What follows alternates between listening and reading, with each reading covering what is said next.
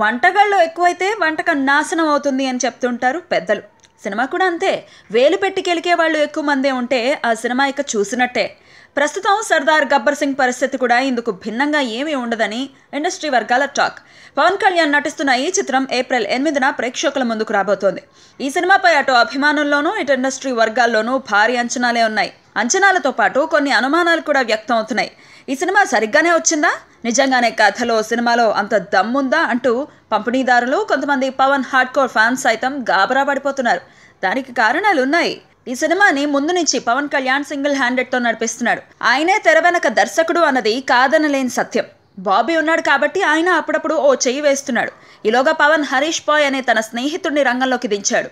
హరీష్ ఓ dance master, పవన్కి బాగా సన్నిహితుడు. పవన్ సినిమాల్లో చాలా మటుకు ఆయనే డాన్స్ కంపోజర్. సర్దార్ సినిమాకి ప్రొడక్షన్ కంట్రోలర్ కూడా ఆయనే. హరీష్ పై ఉన్న నమ్మకంతో ఓ యూనిట్ దర్శకత్వ బాధ్యతలు హరీష్కి అప్పగించాడు పవన్. అంటే అక్కడికి 3 దర్శకులు అయ్యారన్నమాట. కథ అక్కడితో ఆగిపోలేదు. ఆండ్రూని అదనపు కెమెరామన్గా నియమించుకున్నాడు పవన్. అతనికి డైరెక్షన్ ఛాన్స్ ఇచ్చినట్టు తెలుస్తోంది. కొన్ని సన్నివేశాల్ని ఆండ్రూనే టేకప్ చేశాడు అని టాక్. అంతేకాదు రామ్ లక్ష్మణ్లు ఓ చేయి వేశారట. యాక్షన్ సన్నివేశాలనే కాకుండా హీరో బిల్డప్ సీన్స్ కూడా వారి ఆధ్వర్యంలోనే తీశారని సమాచారం. అంటే ఈ సినిమాకి 6 దర్శకులు అన్నమాట. ఇంతమంది చేయి చేసుకున్న సర్దార్ కిచిడీలా తయారవుతుందేమో అన్నది సినీ జనాల భయం. ప్రతి ఎపిసోడ్కి దర్శకుడు మారుతూ పోతే ఇక ఆ సినిమాలో కంటిన్యూటీ ఏముంటుంది? మొత్తానికి ఇలాంటి అనుమానాలు సర్దార్ చుట్టూ చేరి తెగ కంగారు పెట్టేస్తున్నాయి.